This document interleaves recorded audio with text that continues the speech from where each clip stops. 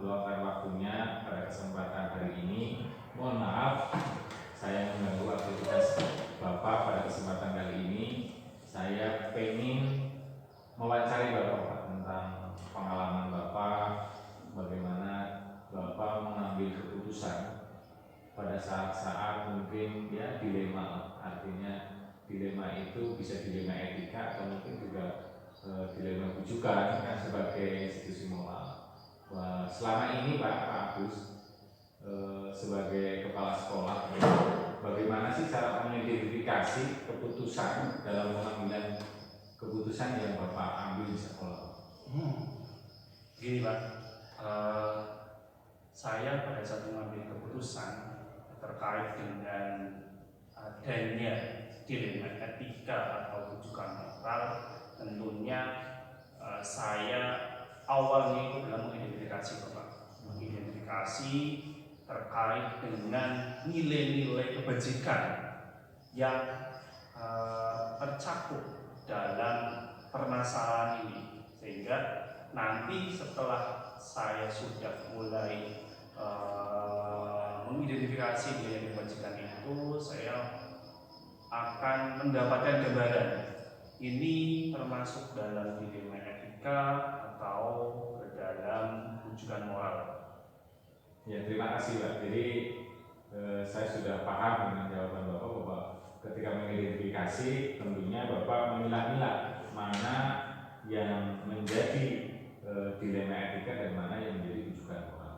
Terus selanjutnya Pak, selama ini juga Bapak sebagai kepala sekolah dalam menjalankan pengambilan keputusan, terutama kasus-kasus yang mengandung kepentingan sama-sama benar, itu bagaimana Pak cara mengambil keputusan? Suatu dilema pada saat kasus itu sama-sama benar, yang akan saya lakukan di sini adalah saya akan lihat terkait dengan prinsip dari pengambilan keputusan ini. Sebisa mungkin pengambilan keputusan yang nilai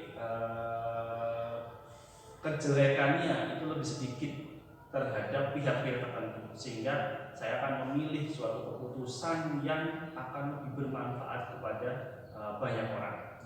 Jadi pada prinsipnya Bapak akan mengambil keputusan yang lebih besar manfaatnya daripada mudaratnya. Ya, betul. Kalau masalah yang sama-sama positif benar. Ya, sama-sama benar.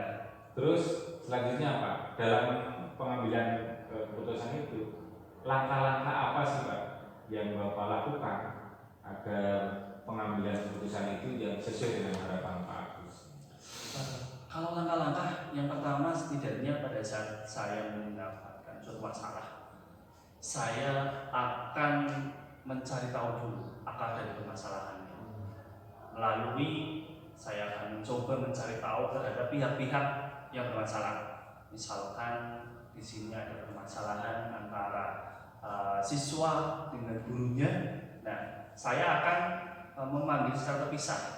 Misalkan yang pertama saya akan mencari tahu informasi kepada gurunya dulu. Kemudian di lain waktu secara terpisah saya akan mencari tahu versi dari anaknya. Ya, nantinya pada saat saya sudah mendapatkan informasi dari kedua belah pihak secara terpisah, saya akan memanggil keduanya untuk mengonfirmasi dari jawaban ya, atau dari jawaban pertama, pihak pertama yang disampaikan saya sendiri, kemudian nanti akan didengarkan atau disimak oleh pihak yang kedua. Nanti di situ bukan saya ingin mengadu, tetapi ingin menyamakan. Sebenarnya mungkin ada pihak-pihak yang tidak sesuai, tidak sesuai, sehingga pada saat bersama-sama nanti akan bisa dikonfirmasi. Sebenarnya ini permasalahannya seperti apa dan penyebab permasalahannya seperti apa, mungkin akan terdapat, saya bisa menangkap dari itu. Ya, terima kasih Pak. Ya, saya mengerti bahwa langkah-langkah yang dilakukan oleh Pak Agus adalah mencoba mencari akar permasalahannya. Setelah itu Bapak melakukan pendekatan persuasif untuk mencari titik temu kebenaran sumber masalah. Terus selanjutnya Pak, hal-hal seperti apa yang selama ini Bapak lakukan yang dianggap efektif dalam pengambilan keputusan yang Bapak lakukan? Nah, terkait dengan hal-hal yang menjadi pertimbangan saya dalam mengambil keputusan ini, saya tentunya pada saat sudah mengetahui dari satu pihak, kemudian pihak yang kedua juga sudah mengetahui, saya mencoba untuk mencari tahu pengalaman-pengalaman mungkin yang pernah saya alami. Kemudian saya juga mencoba untuk mencari pengetahuan-pengetahuannya dari luar lagi. Kira-kira pengambilan keputusan itu yang lebih tepat yang mana sebelum saya mengumpulkan kedua belah pihak. Nantinya untuk pengambilan keputusan akhir saya akan di kedua belah pihak harus sudah ada semuanya, tidak hanya melibatkan satu pihak saja, tapi ada kedua belah itu. Pada saat mengambil keputusan pun saya mencoba untuk pengambilan keputusan yang bertanggung jawab dan pengambilan keputusan seperti yang disampaikan awal, bahwa keputusannya kalau bisa itu dipilih yang paling sedikit mudorotnya atau yang lebih bermanfaat untuk kedua belah pihak. Meskipun mungkin ada satu pihak yang istilahnya merasa dirugikan, tapi kalau memang itu dirugikannya paling sedikit dibandingkan keputusan yang lain, saya akan mengambil keputusan itu. Ya, terima kasih Pak. Dari langkah-langkah yang dianggap bahwa menurut Pak Agus lebih efektif dalam pengambilan keputusan tadi, tantangan apa yang membuat Bapak menjadi suatu halangan dalam mengambil keputusan dilema etika itu? Tantangannya gini Pak, pada saat suatu dilema etika yang melibatkan orang-orang terdekat. Nah, itu yang membuat saya itu sangat tertantang dan juga beri tantangan, karena pada saat semuanya itu dekat, misalkan guru-guru saya dan murid-murid saya, itu otomatis saya harus bagaimana caranya saya bisa berimbang, tidak berat sebelah. Karena di sini terkait dengan kedekatan secara moral, kemudian bagaimana dilema etika itu bisa terpecahkan tanpa harus menyudutkan atau menyalahkan salah satu pihak. Jadi itu ya Pak ya tantangannya, orang-orang terdekat yang melihat secara keluargaan atau mungkin ya yang di lingkungan sekolah, mungkin guru dan murid, kalau terlibat permasalahan Pak Agus akan sulit mengambil keputusan. Ya betul sekali. Apalagi kalau itu menyangkut diri sendiri Pak. Ya, itu jelas suatu dilema sekali bagaimana mengambil keputusan. Dalam hal pengambilan keputusan Pak yang pernah Bapak alami, seperti tantangan secara yang sekarang mungkin Bapak bisa hadapi, apakah Bapak memiliki jadwal khusus untuk mengambil keputusan itu?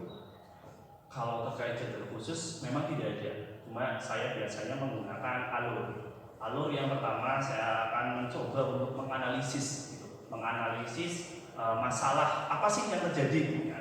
Kemudian mulai merencanakan. Setelah saya sudah menganalisis, masalahnya seperti ini, saya mulai merencanakan memanggil pihak tertentu, tapi itu tidak bisa saya rencanakan di awal, karena untuk membicarakan atau bertemu dengan pihak lain itu juga saya harus secara fleksibel atau secara kontinu bahwasanya pihak lain pun bisa, sehingga pada saat saya sudah memanggil pihak-pihak yang bersangkutan, kemudian saya akan mencoba untuk mempertimbangkan pendapat-pendapatnya dari kedua belah pihak. Sudah satu pihak, dua pihak saya panggil bersama. Kemudian kalau memang dari kedua belah pihak itu masih sama-sama kuat, saya mencoba untuk mengambil di tengahnya. Di tengah di sini yang bisa memfasilitasi semuanya, bermanfaat. Mungkin jeleknya atau mudorotnya dari pihak satu dan yang kedua itu akan yang paling kecil. Jadi menurut Bapak tidak memiliki jadwal khusus.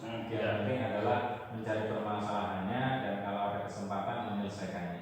Terus Pak, adakah orang-orang atau faktor-faktor yang mempengaruhi Bapak dalam pengambilan keputusan Bapak selama ini di sekolah? Faktor yang mempengaruhi itu adalah pastinya adalah pihak-pihak yang terkait, Bapak. Pihak-pihak yang bersangkutan. Saya tidak mungkin akan menyelesaikan suatu permasalahan tanpa tidak melibatkan pihak yang bersangkutan. Karena apa? Yang mengetahui akar permasalahan itu adalah pihak-pihak yang bersangkutan. Tentunya pihak yang bersangkutan ini akan saya mencoba untuk bisa terbuka sehingga adanya suatu keterbukaan itu tidak ada yang ditutup-tutupi. Pada saat ada yang ditutup-tutupi, mungkin juga penyelesaian akhirnya nanti tidak akan seperti yang diharapkan karena seperti halnya kayak semacam dimanipulasi seperti itu. Jadi faktor utamanya tetap mereka-mereka yang bersangkutan dengan masalah. Ya, tanpa itu Pak Agus tidak bisa mengambil suatu keputusan. Ya, betul. Dari awal sampai akhir ini tadi kita sudah melakukan wawancara, pembelajaran apa yang mungkin bisa dapat ambil dari keputusan, dari pengambilan keputusan ini Pak Agus? Dalam mengambil keputusan ya ataupun yang berhubungan dengan dilema etika, tentunya di sini dalam mengambil keputusan itu tidak hanya menonjolkan ego diri sendiri, Bapak. Ya, kita harus menanggalkan ego kita. Kita harus bisa memposisikan diri bukan sebagai pihak yang benar atau pihak yang salah, tetapi kita harus bisa memposisikan diri sebagai pihak yang di tengah-tengah antara kedua belah pihak yang saling bersangkutan. Sehingga kalaupun kita yang terlibat pihak yang terkait, nah kita juga harus bisa menanggalkan. Karena kita saya sebagai pimpinan di sekolah tentunya harus bisa menanggalkan itu. Tidak serta-merta bahwa seorang pimpinan itu harus selalu benar, tetapi seorang pimpinan itu bagaimana itu bisa mengayomi semuanya. Kalau ternyata keputusan dari pimpinan itu keliru, tentunya ya itu juga harus direvisi juga ya. Kita juga harus menerima kritikan dari rekan-rekan kita, rekan-rekan berjauh kita. Terima kasih Pak Agus. Jadi serangkaian tadi wawancara bisa saya ambil kesimpulan bahwa pembelajaran dalam mengambil keputusan Pak Agus bahwa kita harus bisa sadar diri, memposisikan diri dan mengurangi egonya sehingga permasalahan yang akan kita ambil keputusan akan berdampak baik seperti sedia kala. Terima kasih Pak Agus. Terima kasih atas waktunya. Terima kasih segala kekurangannya. Assalamualaikum. Ya, terima kasih. Warahmatullahi wabarakatuh. Waalaikumsalam. Mohon pamit Pak Agus. Kami kasih